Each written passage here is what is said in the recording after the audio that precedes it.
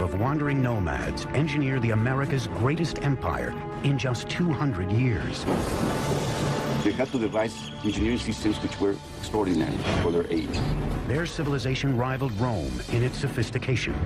The Aztecs had the best technology that could be produced in the conditions of which they lived. Aqueducts, palaces, pyramids, and temples stood as a tribute to their gods and a testament to the power of humankind. The Aztecs' crowning achievement was a gleaming capital city that astonished European explorers called the Venice of the New World. The city spread out, glittering against its canals and its lake, bedecked with fine trees and beautiful mansions. Their thirst for power and blood set them on a course for destruction. When it finally came, their annihilation would be swifter and more complete than the world had ever known.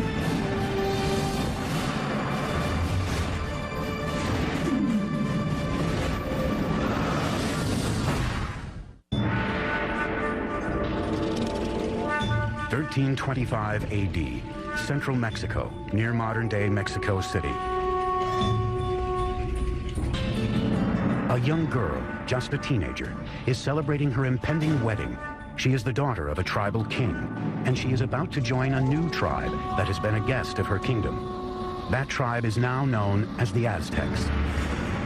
As part of the ritual, 5 Aztec noblemen lead her to an ancient temple for the ceremony. But as she reaches the top, the noblemen suddenly veer her away from the altar and onto a slab of stone in front of the temple, one used for sacrifice. Each man holds a limb, while a 5th lifts an obsidian knife high in the air. With one searing move, he slashes it through her chest and extracts her still beating heart. That evening, the king is invited to a ceremony to celebrate the marriage. Instead, he finds a priest performing a dance, wearing the still glistening skin of his daughter. As part of the ritual, the Aztecs had flayed her to honor the god of fertility. He saw this and was absolutely horrified at what he saw, his dear daughter. And so he and his forces immediately chased the Aztecs into the lake and onto this island where they sought refuge. The marshy island was an unwelcoming place, yet it was from here that the Aztecs would beat the odds against them and forge the most powerful empire of the Americas.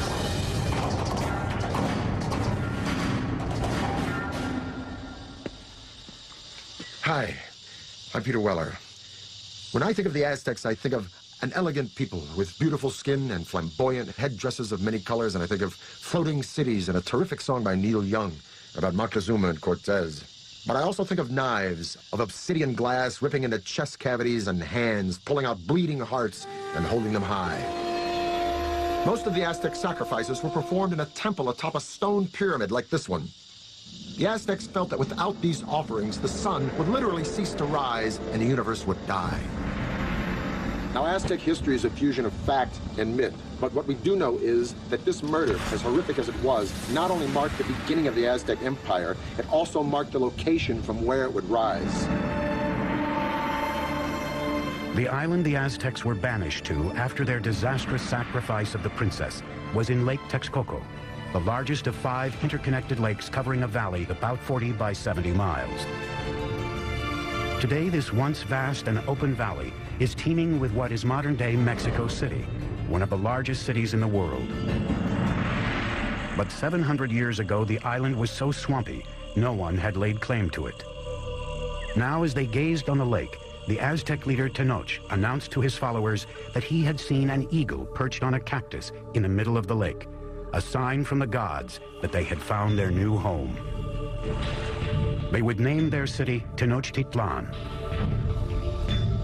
Life is tough for the Aztecs in the early days of Tenochtitlan, but they have a vision of a powerful city modeled on an ancient and legendary city just 25 miles away. They called this city Teotihuacan, or City of the Gods. We know very little about Teotihuacan because all we have is the archaeological remains. We don't have any writing, we don't have any documentation that really fleshes out what went on at this big city. It was in ruins, even in Aztec times, but they believed it to be the stomping grounds of the gods, and the literal birthplace of the sun itself. The place the Aztecs most revered in Teotihuacan was a pyramid that rose above the tree line. It was called the Pyramid of the Sun. The massive Sun Pyramid contains 1 million cubic yards of earth and stone, with a base roughly the same as the Great Pyramid of Giza in Egypt. The Aztecs believed Teotihuacan was laid out in the image of the cosmos, created by their gods. Now it was this image they would attempt to replicate in the construction of their new city, Tenochtitlan. Taking on the challenge would be an Aztec leader named Acamapichtli.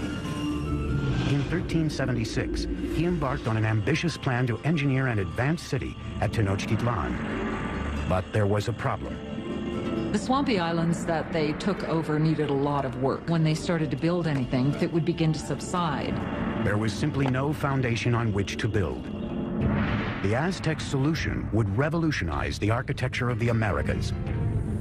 They began by anchoring their buildings deep in the ground, using a system of pilings made from wood. Workers cut stakes into 30-foot lengths, 3 to 4 inches wide. These were driven into the soft ground to make a foundation. The pilings were often surrounded with volcanic stone to add strength. Masons and bricklayers could then build walls on top of this base with confidence. They have found wooden pylons to hold the foundations of the pyramids. The fact that it didn't sink or the fact that it didn't just topple, I think that's a major feat of engineering. Tenochtitlan was an island city, but the lakes surrounding it were very shallow, sometimes only 7 feet deep. The whole thing looked like a giant metroplex floating on a pond. Originally, the only way to get from this floating city to the mainland was by boat. But the Aztecs eventually devised a series of causeways, sometimes 45 feet wide, that would connect their floating city to the mainland provinces. The causeway was supported by strong wooden pilings, the same pilings that supported their temples and other buildings. Thousands of these pilings had to be driven deep into the lake bed, and this presented a logistical challenge that could only be met by a strong, skilled labor force and the best of Mesoamerica's engineers. To build a causeway, 2 lines of stakes were laid out.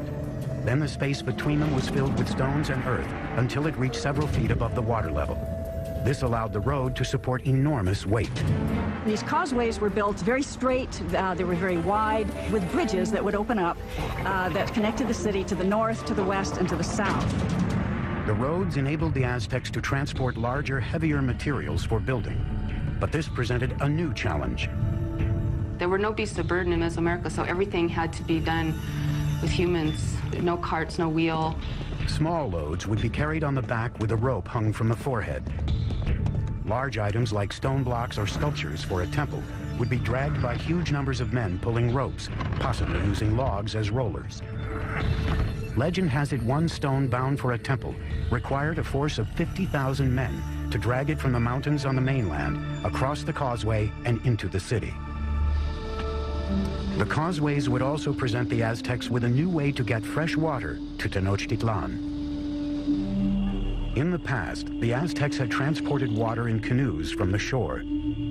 But a huge boom in the city's population meant they needed a higher-tech solution to keep up with demand.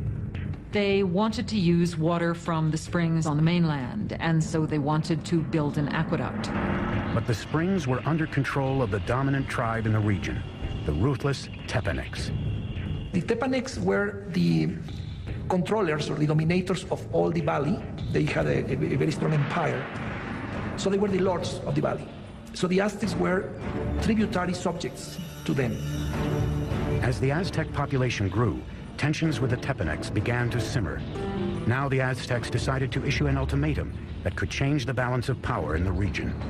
The people of Tenochtitlan not only demanded that the Tepanecs give them the water, but also demanded that they help construct the aqueduct.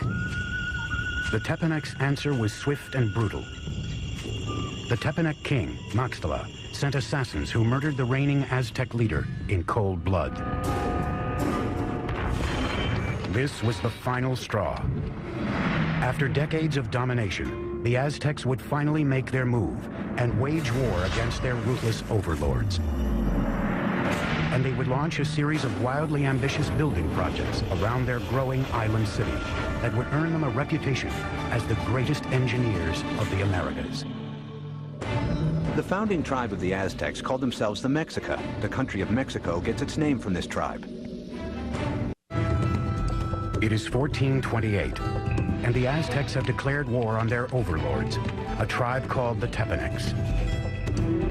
But to defeat the Tepanecs, they would need a little help from their neighbors.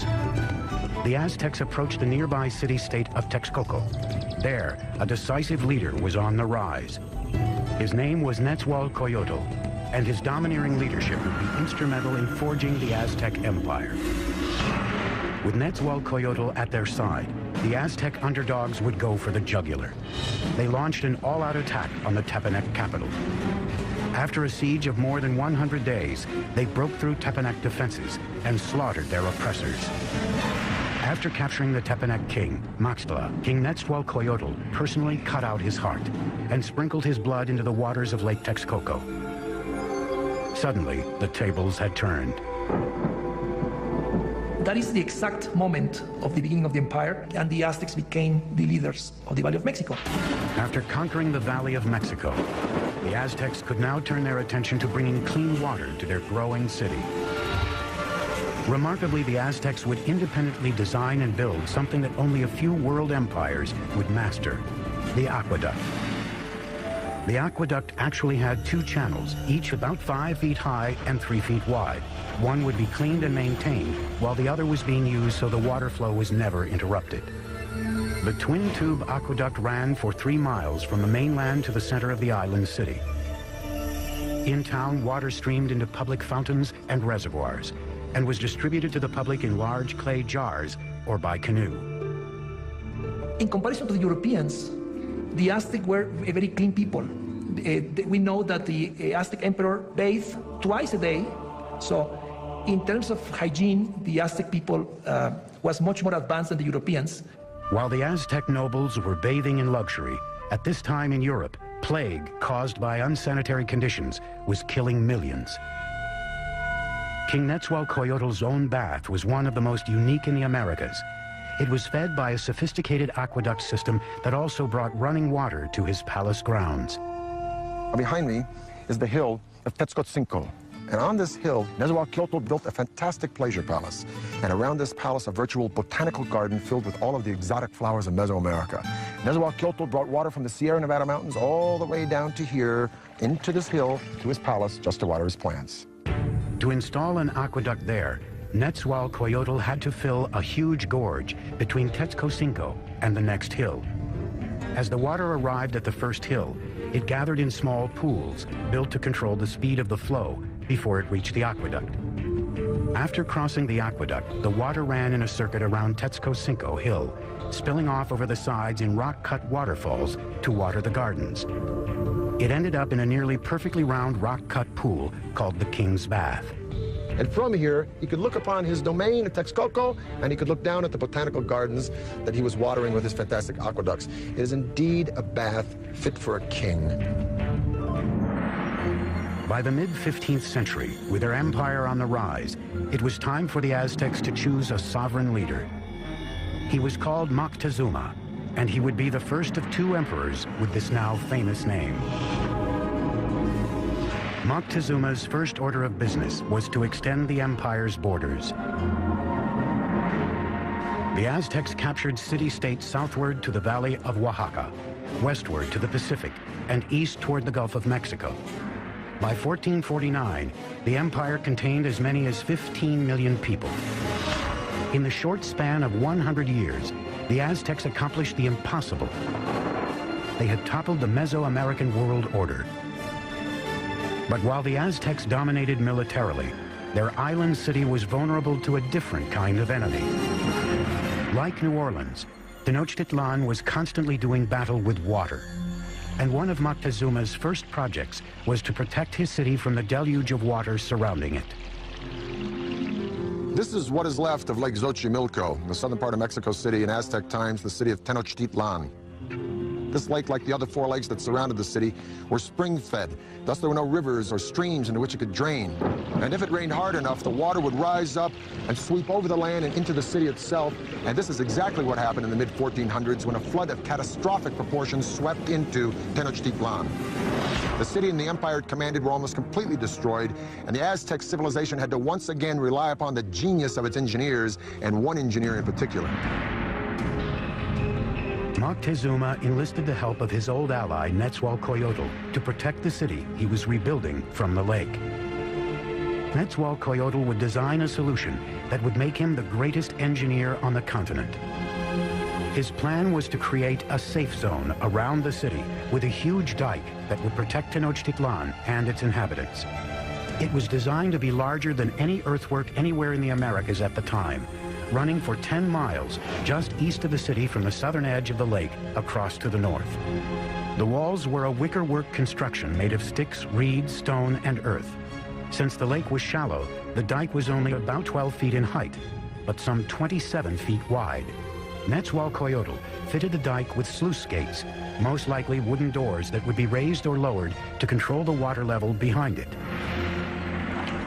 The dike also served another purpose. It protected their water supply. It was important to build some sort of protective mechanism to keep salt water out of the freshwater western part of the lake. An army marches on its stomach, so said Napoleon. Now, an ample food supply for civilians is a no-brainer in the critical development of any civilization. But the Aztecs perfected a unique method, not only to provide a substantial food supply for its civilian populace, but to fuel the military expansion of its empire. This revolutionary engineering was called chinampas, a system that allowed them to literally create new land to farm and to live on. If you're going to have a city of any size, you have to provide room for them. And so what they did was build up these chinampas in the lake bed. Basically, a chinampa is an artificial island built in the lake. They look like narrow football fields, about 300 feet long by about 30 feet wide.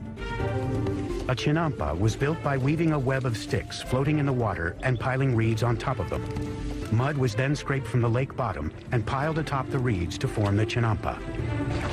It took 4 to 6 men 8 days to build the average chinampa. They were connected to the city by massive navigational canals that would take thousands of men months to build. A chinampa like this one could produce up to 7 crops a year, whereas a farm on the mainland could yield 1, maybe 2, maybe 3 at the most. As a crop was ready to harvest on a chinampa, seedlings from another would be sprouting out of mud that would be spread on a boat adjacent to the chinampa. Then when the seedlings were ready, they'd be transported to the chinampa, and this cycle would be repeated over and over and over again on hundreds and then thousands of chinampas. Now, it was this technology that transformed Tenochtitlan from just another tribal town in the 14th century to a dominant and thriving city-state. With their city's infrastructure in place and vast lands under their control, the Aztecs would push the boundaries of their empire further than ever before. They'd create a far-flung network of roads, Aztec superhighways. But as the empire grew, so too did their practice of human sacrifice. Soon, rivers of blood would be flowing through the streets of Tenochtitlan.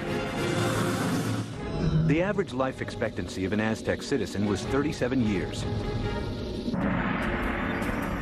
Today, Tenochtitlan, the capital of the Aztec Empire, is gone, buried under modern-day Mexico City. But 700 years ago, it was a shining capital on the rise, built by advanced engineers and led by larger-than-life emperors.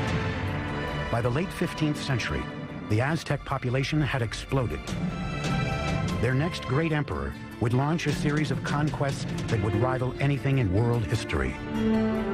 His name was Ahuitzotl, and he would prove to be an even greater warrior than his grandfather, Moctezuma. By 1502, Ahuitzotl had conquered territory from Mexico's Pacific coast and pushed the empire as far south as Guatemala. His reign was kind of like a golden age. He was a king that opened up transport routes to the coastal areas and to lowland areas where the Aztecs got their greatest luxuries, these shimmering tropical feathers, the gold, the precious stones that the nobles and rulers wore as symbols of their station in life. To transport riches to the heart of the empire, the Aztecs constructed a network of superhighways throughout central Mexico. Relay runners were stationed every few miles to create a sort of ancient Federal Express. Messages or goods could be sent 200 miles from the Gulf Coast to Tenochtitlan in just 24 hours, faster than the postal service today. With the empire at its height, the Aztecs under Ahuitzotl embarked on their greatest construction project, a massive pyramid at the very center of Tenochtitlan, the symbol of their absolute power. It was called the Templo Mayor, or Great Temple. The base of the pyramid was 240 feet deep by 300 feet wide and rose to a height of 15 stories. There were at least 117 steps in 2 staircases climbing 200 feet, leading to twin temples to honor the gods of rain and war. The temple was rebuilt on the same location 7 times, beginning in 1325 with the city's founding. As the empire grew, so did the pyramid. Each stage was simply built right on top of the stage before. The Templo Mayor was built mainly with a stone called tezontle, that is volcanic stone. It's a very lightweight stone that would prevent the sinking of the temple. For floors and walls, the Aztecs applied a lime plaster, which was a form of concrete. Some examples found today remain as hard as modern concrete, even after 500 years. Aztec workers labored for decades to complete their monument to the gods. The temple remained buried until 1978, when power company workers digging a trench accidentally uncovered a huge carved stone and discovered the temple ruins next to it. The disc, 11 feet in diameter, weighs 8 tons and depicts the dismembered body of the goddess Coyolxauhqui. Coyolxauhqui was the moon goddess, but her brother murdered her because she became pregnant in a very shameful way. Now, the Aztecs weren't prudes by any means. Matter of fact, nobles had many wives and concubines, but amongst the commoners, particularly women, adultery was a no-no and severely punished, often by death. So according to legend, the moon goddess's brother cut her head off, and after he decapitated her, he shoved her body down a hill. The Aztecs reenacted this killing literally and frequently in festivals throughout their calendar year. They would decapitate their victims at the top of a pyramid like this and then push the carcasses down the steps to the great stone at the bottom. For the Romans, their most precious treasure was gold. For the Egyptians, it was the afterlife. For the Aztecs, it was human blood. They felt a sense of reciprocity with the gods. So they needed to give a thanksgiving to the gods, giving the most precious thing they had, that was human blood. The Aztecs called it precious water, and they believed that if the gods didn't receive it in massive quantities, the world would end in apocalypse. It was common practice to adorn the walls of the insides of the temples with fresh human blood. And the smell must have been appalling. To dedicate his expansion of the Great Temple, Emperor Ahuitzotl held a mass sacrifice. The heads of victims were displayed prominently on skull racks around the temple. According to some chronicles, they say that there were sacrificed 20,000 people. From a practical point of view and from a scientific point of view, it sounds impossible. So I think that the chronicle that is written by Spanish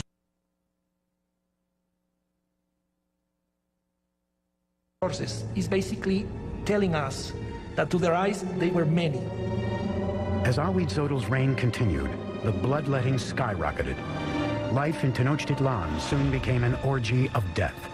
Friends and enemies alike would be brought in to witness the sacrifices. It's always ritual. Sacrifice is always a ritual event, but it was also a political statement, and it was a kind of form of intimidation. By the time of Ahuitzotl's death, the Aztecs had institutionalized sacrificial killing and turned killing on the battlefield into an art form. They were the America's fiercest fighters, an elite cadre of whom would have a spectacular new mountainside temple dedicated to them. But even they were not prepared for the war of the worlds that was about to descend upon them. Aztecs used obsidian to craft their blades, a volcanic stone so sharp it's utilized in modern-day eye surgery. 1502, Ahuitzotl, Emperor of the Aztecs, is dead. Moctezuma II, a 34-year-old former priest, comes to power. A world away in Spain, an 18-year-old notary named Hernan Cortez is preparing to cross the Atlantic to join in his country's conquest of the New World. This is the zenith of the Aztec Empire. It now covers at least 80,000 square miles, reaching out from Tenochtitlan to both coasts and as far south as Guatemala. Some 25 million people are subject to Aztec rule. 38 provinces, containing innumerable city-states, are paying them heavy tribute, making the emperor and nobles fabulously rich. The city spread out, glittering against its canals and its lake, bedecked with fine trees and beautiful mansions. And Moctezuma II presided over it all. He was known for his statesmanship and military skills. A tough leader, he slaughtered the population of towns that wouldn't bend to his rule. But privately, he was troubled. It seems that Moctezuma was a passive individual, perhaps even a depressive individual. Legend says that when he witnessed a comet streaking across the skies over Tenochtitlan, he spent the rest of the night in tears. As the weeks went by, he became increasingly paranoid. But at the height of his obsession with the supernatural, a very real threat approached from across the sea. Spies posted along the Gulf Coast reported strange sightings offshore that they were at a loss to describe. They never have seen a boat, so they didn't even have a word to describe that. So the Indians refer to those boats as mountains that move in the water. In 1519, after sailing from Cuba, Cortez landed with 11 of these floating mountains and 500 men on the Gulf of Mexico, 200 miles southeast of Tenochtitlan. The tribes were astonished by these men with metal armor and animals they had never seen. As he moved inland, tribes who resisted were brutally slaughtered, but many others were happy to provide him with provisions and men. One of the ways in which one local lord down on the Gulf Coast curried favor was to give Cortez and his company a group of women who were to not only provide for them in housekeepers sort of manner, but were also clearly meant to be courtesans as well and provide sexual services to them. But among the concubines, one in particular caught the eye of Cortez himself. She was the daughter of a chieftain who had been sold into slavery and was called La Malinche. They developed an intimate relationship, and in time, she bore a son to him. And he would have been one of the first people of mixed blood in the New World. But she was much more than a mistress.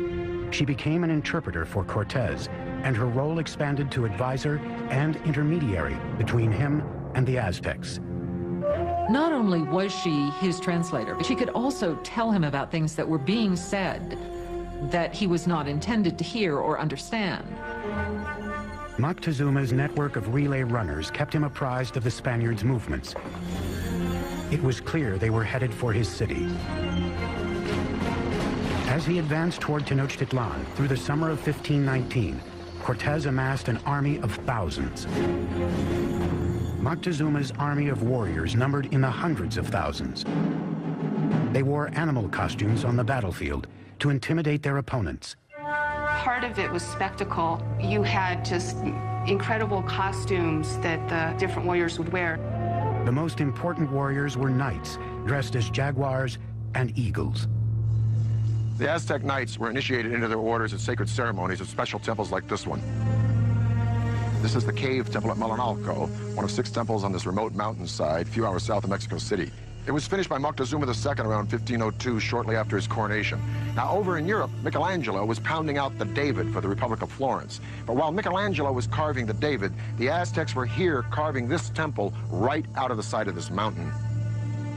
And it is the only temple in the entire Western Hemisphere built in this manner. At the bottom of the stairs of Cuauhtli are the sculptures of 2 jaguars. On each side of the door, there are the remnants of 2 warriors. Now, the door itself represents the open mouth of a giant serpent. You can literally see its tongue coming out of the room. The Aztecs believed that this was the entrance to the womb of the earth. Now, the privileged warriors would come here, go into the room with sculptures of eagles, have their noses pierced, and offer blood and sacrifice to Huitzilopochtli, the god of war. But this would be by no means the last time these Aztec warriors would spill their blood. The first meeting between Cortez and Moctezuma would be peaceful, but the conquistador knew a huge and bloody clash between the old world and the new would soon take place. And the annihilation that ensued would become one of the most frightening events in the history of the Americas. Cocoa beans were so valuable a commodity to the Aztecs, they were even used as a currency. It is the fall of 1519. Spanish conquistador Hernán Cortés has finally reached the gleaming Aztec capital he has heard so much about, Tenochtitlan. When the Spaniards first saw Tenochtitlan, they thought they were in some kind of an enchanted vision. They thought they'd entered some kind of a dream. A massive force of native warriors, allied against the Aztecs, accompanies him as he advances on the main causeway into the city. The meeting of Cortés and Montezuma on a causeway approaching Tenochtitlan had to be one of the most remarkable events in world history. It's really a meeting of two different worlds. And Cortés offered his hand, but the minute he started to do that, to actually touch Montezuma, the noble attendants around Montezuma pushed Cortés away and said, no, no, no, that's a total indignity. Nobody touches Montezuma, the great lord of the land. The meeting of the two worlds was peaceful, but fraught with tension. Moctezuma by this time had become increasingly impulsive and prone to bouts of hysteria. So the encounter was an encounter of sensing the forces, no, in each side. But the Aztecs had a diplomacy and a warfare system that was somewhat naive in comparison to the very tricky and sly system of the Europeans. Moctezuma invited the Spaniards to stay in one of his palaces. It would prove to be a catastrophic mistake. As the Spaniards entered the city, they were so awed they thought they were dreaming. At the heart of the city stood the emperor's colossal palace. The palace of Moctezuma II was a massive complex spread across 6 acres near the Great Temple. One of the Spaniards noted that every day at Moctezuma's palace, 600 nobles gathered, and they would hear the word of their emperor. Moctezuma received the Spaniards in a large reception chamber just beyond the main entrance, designed to make the emperor appear omnipotent. But Moctezuma's palace would be the last ever built by the Aztecs.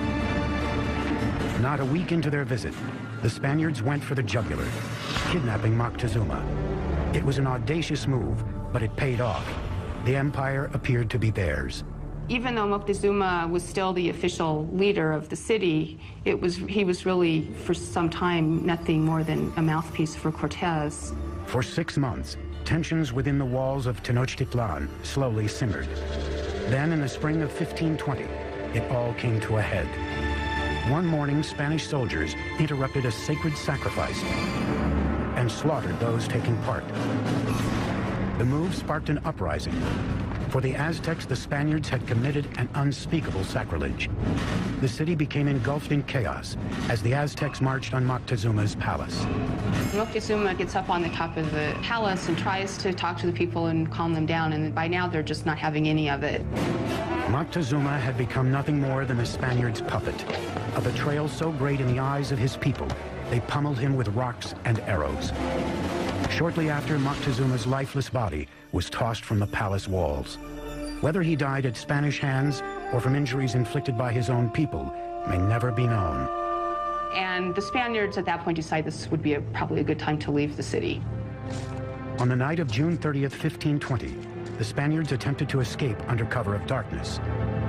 But they can't separate themselves from the plunder that they've gotten so far, so they're weighted down with all of the things that they want to take with them.